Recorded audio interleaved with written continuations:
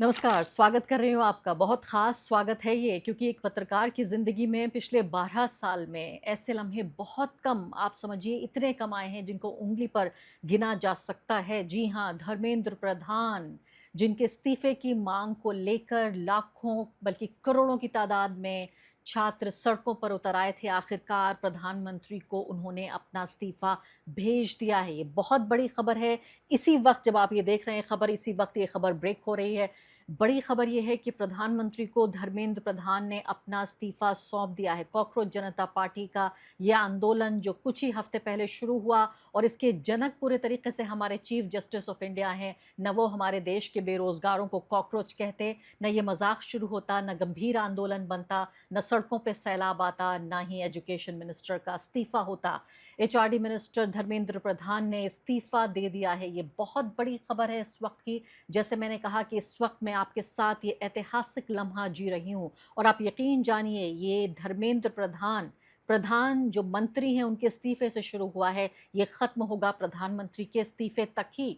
जिस तरह की कंस्पिरेसी थियरी सामने आ रही हैं वो भी मैं आपको बताऊंगी कि ये लोग जो थे इस वक्त प्रोटेस्ट मार्च में, ये दंगे कराना चाह रहे थे और हमारे प्रधानमंत्री जो ये नहीं चाहते, वो तो शांति की स्थापना चाहते हैं। गांधी जी के बाद दूसरे ऐसे नेता हुए हैं जो शांति के लिए और सिर्फ भारत नहीं विश्व शांति के लिए काम कर रहे हैं। इसलिए उन्होंने, अर्नब गोस्वामी लाइव ब्रॉडकास्ट में कह रहे हैं कि दंगे की स्थिति ना बने, इसको बचाने के लिए ये नरेंद्र मोदी ने इस्तीफा दिलवाया है। चलिए वो तो मैं कहानी सुनाऊंगी आपको एक ही पल में कि अर्नब गोस्वामी क्या कह रहे हैं। कि उससे पहले कम से कम ये खत तो पढ़ लीजिए, ये प्रेम पत्र जो प्रिय साथियों के नाम दिया जा रहा है धर्मेंद्र प्रधान का, इसका एक एक शब्द बिल्कुल सोने जैसा शब्द है। सोने के अक्षर हैं ये जो मैं आपको सुनाने जा रही हूँ।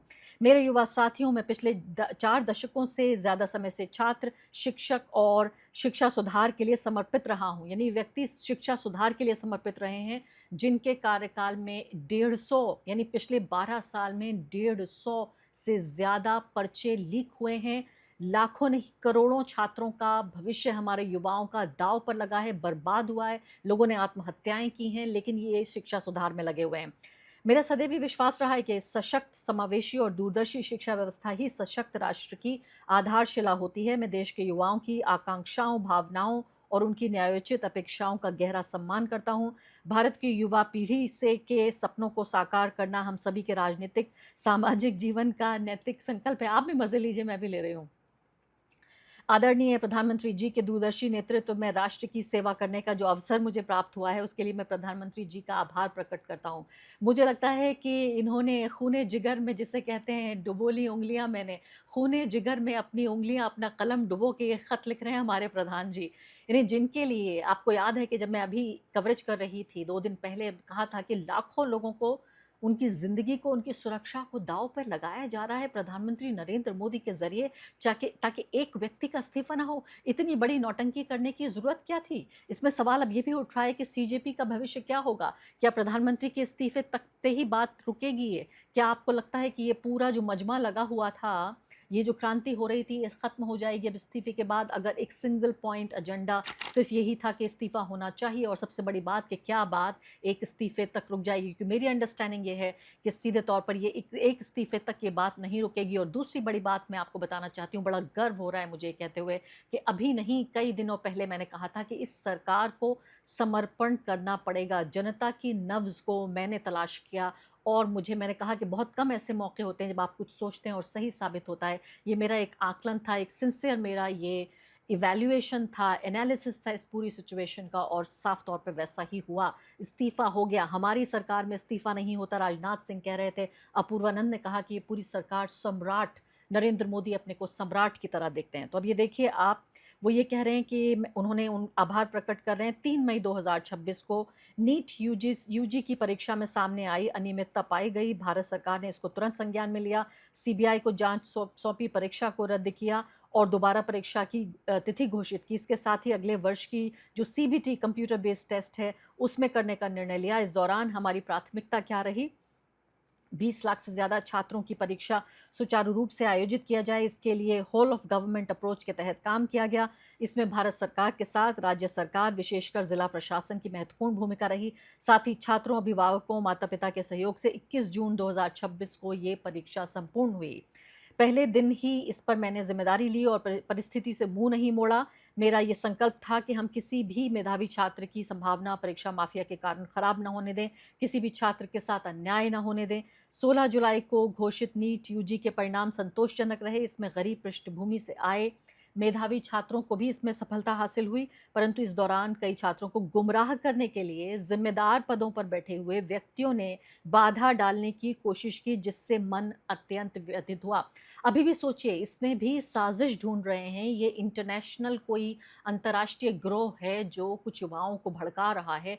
सरकार तो सब अच्छा काम कर रही है, सिर्फ इसलिए कि अंतर्राष्ट्रीय गिरोह अगर भड़का रहे हैं छात्रों को। दिल्ली यूनिवर्सिटी ने भी यही कहा था कि आप अपनी सुरक्षा की जिम्मेदारी खुद लीजिए, प्रोटेस्ट पे मत जाइए, आपको फेल कर देंगे, पुलिस गिरफ्तार कर लेगी, और जो आपको भटकाने का काम कर रहे हैं लोग, उनके भटकावे में मत आइए। मैं हमेशा प्रजातंत्र की शक्ति में अटूट विश्वास रखने वाला हूँ, युवाओं की आकांक्षाओं अपेक्षाओं का गहरा सम्मान करता आया हूँ। भारत का भविष्य ही नहीं बल्कि एक नए और विकसित भारत के वाहक, निर्माता और भविष्य के शिल्पकार भी हैं।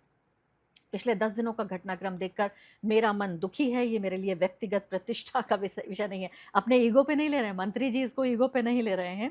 भारत की युवा शक्ति ही है इस देश की असली ताकत है। देश की युवा शक्ति को भ्रम के कुचक्र में फंसने नहीं देंगे। वही मैं कह रही हूँ, हर चीज़ यहाँ इन मंत्रियों के लिए, इन प्रधानमंत्री के लिए हर चीज़, जेंजी की भाषा में कहें तो हर चीज़ डेल्यूलू है, यानी हर चीज़ डेल्यूजन है। हर चीज़ जो है वो पूरे तरीके से कुछ भी सही नहीं है, सब डेल्यूजन ही है। डेल्यूलू जो शब्द का इस्तेमाल करते हैं। जंतर मंतर और देश में जो स्थिति बनी है, स्थिति का राष्ट्र विरोधी ताकतें लाभ ना उठाएं, देश की एकता बनी रहे, भारत के एक भी विद्यार्थी का भविष्य कानूनी पेचीदगियों में ना उलझे, हमारे बच्चे अपना समय पढ़ाई में लगाएं, करियर बनाने पर फोकस करें। इसी बात पर विचार करते हुए मैंने अपना त्यागपत्र प्रधानमंत्री को सौंप दिया है। यानी दंगा ना हो, जो अर्नब गोस्वामी कह रहे हैं वही कह रहे हैं हमारे प्रधान जी भी, हमारे धर्मेंद्र प्रधान वही कह रहे हैं कि जो राष्ट्र विरोधी ताकतें हैं इसका फायदा ना उठाएं, एकता बनी रहे, कानून के दाव पेच में छात्रों को ना फंसना पड़े।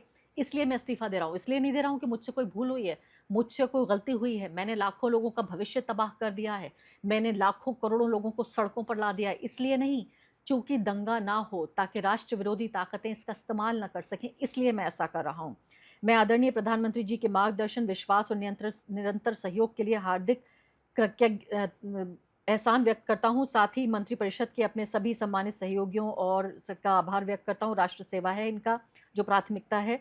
प्रभु श्री जगन्नाथ जी के आशीर्वाद से मैं भविष्य में भी भारत माता, ओडिशा की जनता और देश के युवाओं की आकांक्षा की पूर्ति के लिए समर्पित रहूंगा। यहाँ एक और बहुत महत्वपूर्ण बात आपको मैं बताने चली जा रही हूँ, वो ये कि अर्नब गोस्वामी जो भी उनका मन हो कहते रहे, वो कह रहे हैं कि क्लीन अप करने का समय है। वो ये कह रहे हैं कि इस वक्त समय ये है कि जो लोग एंटी नेशनल घुस आए हैं, इस पूरे प्रोटेस्ट के ऑर्गेनाइजर्स हैं, बाकायदा उन्होंने योगेंद्र यादव का नाम लेकर लाइव प्रोग्राम में कहा है कि इस तरह के लोगों पर एक्शन लेने की ज़रूरत है।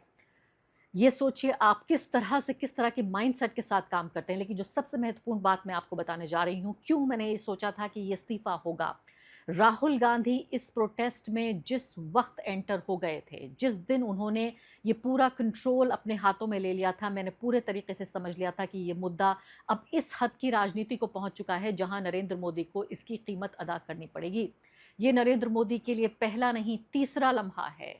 लैंड एक्विजिशन शुरू होकर किसान आंदोलन दूसरा बड़ा लम्हा था, जब माफ़ी मांगी थी देश से नरेंद्र मोदी ने, और उसके बाद कहा था उनकी तपस्या में कमी रह गई और उन्होंने फार्म लॉज को वापस लिया था। तीसरी बार अब छात्रों के आगे पहले किसान और अब नौजवान के आगे झुक गए हैं नरेंद्र मोदी। मुझे लगता है अब अगला, इस खत के बाद जो अगली चीज़ होनी चाहिए वो कि नरेंद्र मोदी देश के सामने आएँ और देश के नौजवानों से माफ़ी मांगें।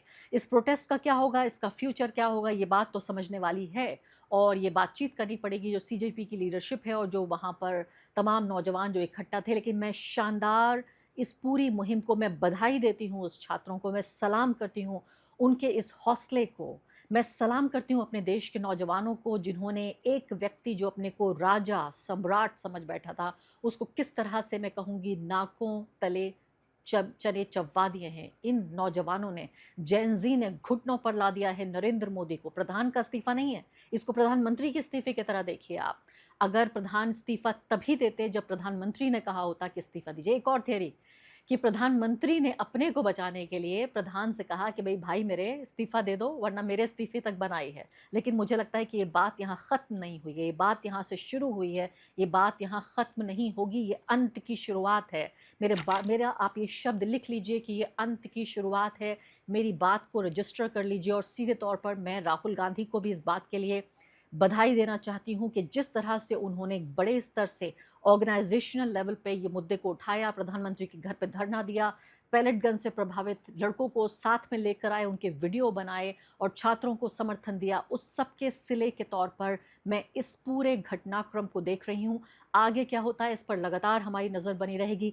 इस चैनल पर, इस प्लेटफॉर्म पर लगातार आप लौटते रहिए। इसी खबर पर ताज़ा अपडेट लगातार हम जारी रखेंगे। शुक्रिया।